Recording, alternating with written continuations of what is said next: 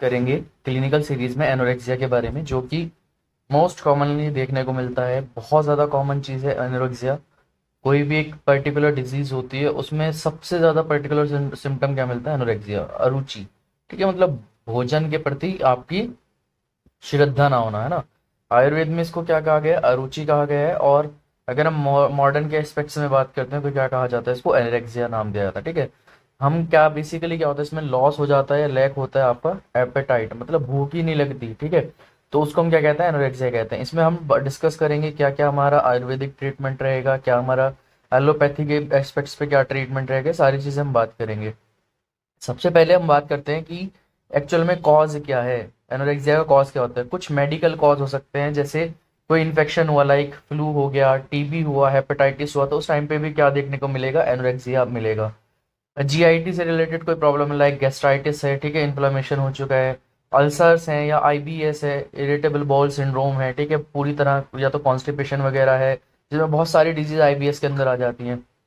इसके बाद अगर हम बात करते हैं कोई क्रॉनिक डिजीज है, लाइक आपका कैंसर है, किडनी और लीवर फेलियर का कोई ऐसा केस है, तो उस टाइम पे भी एनोरेक्सिया देखने को मिलेगा।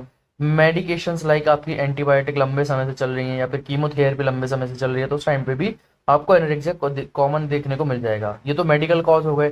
कुछ साइकोलॉजिकल कॉज भी हो सकते हैं, लाइक डिप्रेशन। डिप्रेशन है तो मन ही नहीं कर रहा है खाना खाने का, एनजाइटी है, स्ट्रेस है, या ईटिंग डिसऑर्डर कुछ भी है इनसे रिगार्डिंग, तो उसमें क्या मिलेगा हमें? एनोरेक्सिया कॉमनली देखने को मिल जाएगा। ये एनोरेक्सिया के सिम्टम्स होते हैं, या सॉरी कॉज होते हैं। ठीक है, अब एनोरेक्सिया खुद ही एक सिम्टम है। ठीक है, क्या हो रहेगा? भूख ना लगना। पेशेंट आएगा आपके पास कि सर भूख नहीं लग रही, तो उसको क्या करोगे आप? सबसे पहले उससे उसके कॉज देखोगे, उसमें एक्चुअल में कॉज क्या है। हो सकता है उसमें कोई मेडिकल कॉज हो, लाइक इन्फेक्शन वगैरह हो, या फिर उसका कोई साइकोलॉजिकल कॉज हो। ठीक है, उसके बाद क्या करोगे आप? ट्रीटमेंट दोगे। ट्रीटमेंट में मेजोरिटी अगर हम एलोपैथ की बात करते हैं तो एलोपैथ में क्या दिया जाता है? बी कॉम्प्लेक्स की टेबलेट्स दी जाती हैं, या फिर सिप्रोहेप्टेडीन यूज की जाती है, टेबलेट दी जाती है लीवर 52 की, या आयरन की प्रिपरेशन, या फिर हम क्या करते हैं? डाइजेस्टिव एंजाइम्स देते हैं ताकि उसका डाइजेशन थोड़ा इंप्रूव हो सके और उसको थोड़ा क्या हो, भूख थोड़ा अच्छी से लगे। ठीक है, तो इसमें जैसे बी कॉम्प्लेक्स में हमें कॉमनली देखने को मिलती है एक मेडिसिन जिसका नाम है न्यूरोबियन 4। ठीक है, तो ये टैबलेट देते हैं हम, एक टैबलेट देते हैं दिन में 2 बार, सुबह और शाम। ठीक है, तो ये हमारा बी कॉम्प्लेक्स की टैबलेट में आ जाएगा। इसके बाद हम बात करते हैं टैबलेट ब्यूक्लेजिन। ठीक है, जो ये 25 mg की टैबलेट होती है। ठीक है, 25 mg की टैबलेट कितनी बार दी जाती है? दिन में 2 बार, बीडी, ट्वाइस अ डे दी जाती है, और खाने से पहले दी जाती है। इसमें आप देख सकते हो यहाँ पे लॉन्जी फैन है। ठीक है, इसका जो कॉम्पोजिशन है वो क्या है? बकलीजाइन हाइड्रोक्लोराइड टैबलेट्स। ठीक है, हाइड्रोक्लोराइड है इसके अंदर। तो ये भूख को क्या करेगा? आपकी इंप्रूव करेगा, डाइजेस्टिव की तरह वर्क करेगा। ठीक है, टैबलेट 52, टैबलेट लीवर 52, ये 2 टैबलेट दी जाती हैं दिन में 2 या 3 बार। ठीक है, इसके बाद हम बात करते हैं, अगर मान लो आपने एलोपैथ की यहाँ पे उसको क्या दिया, ट्रीटमेंट दिया, उसके बाद भी अगर सही नहीं हो रहा है, तो या फिर जो कोई रिलीफ नहीं है, या फिर एनोरेक्सिया कंटिन्यू है, तो आप क्या करोगे? उसमें कुछ रिपोर्ट्स कराओगे, या फिर उसमें कुछ क्या कराओगे आप? डायग्नोसिस के लिए कुछ वहां पे उसको क्या करोगे? टेस्ट लिखोगे, जैसे हीमोग्राम। हीमोग्राम क्या क्यों लिखोगे? अनीमिया। अनीमिया में भी मोस्ट कॉमनली क्या देखने को मिलता है? एनोरेक्सिया देखने को मिलता है। यूरिन रूटीन रूटीन कराओगे, जैसे अगर साइलेंट यूटीआई है, कहीं यूरिनरी ट्रैक इन्फेक्शन वगैरह तो नहीं है। बिलीरुबिन कराओगे जॉइंटिस वगैरह के लिए। ब्लड यूरिया या क्रिएटिन वगैरह कराओगे फिर से चेक करने के लिए उसके उसको अनीमिया तो नहीं हुआ है कहीं ना कहीं।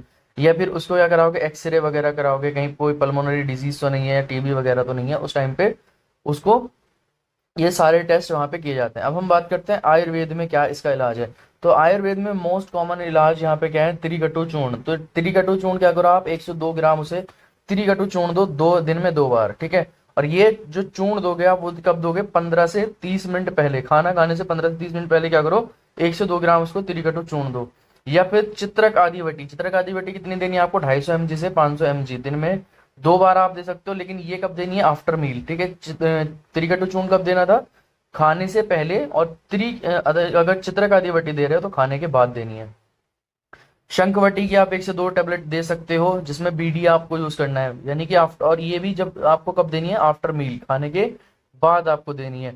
हिंगवाष्टक चूर्ण कितना यूज कर सकते हो? 1 से 3 ग्राम, ये भी बीडी देना है, और ये या तो खाने के बाद दे सकते हो, खाने के पहले दे सकते हो, इसमें कोई इतना यहाँ पे दोनों टाइम आपको बताया गया है। ठीक है, तो ये था आज हमने जिसमें पढ़ा एनोरेक्सिया के बारे में। आई होप लेक्चर समझ आया होगा। बाकी आप हमारा कोर्स ज्वाइन कर सकते हो, 149 में हम पूरी क्लिनिकल सीरीज आपको प्रोवाइड करेंगे। डिटेल्स किस तरह से आपको ज्वाइन करना है, कहाँ कहाँ पे आपको ये लेक्चर्स मिलेंगे, आप मुझे व्हाट्सएप करके डिटेल ले सकते हो। नोट्स मैं लिंक डिस्क्रिप्शन बॉक्स में दे दूंगा, वहाँ से जाके डाउनलोड कर लेना।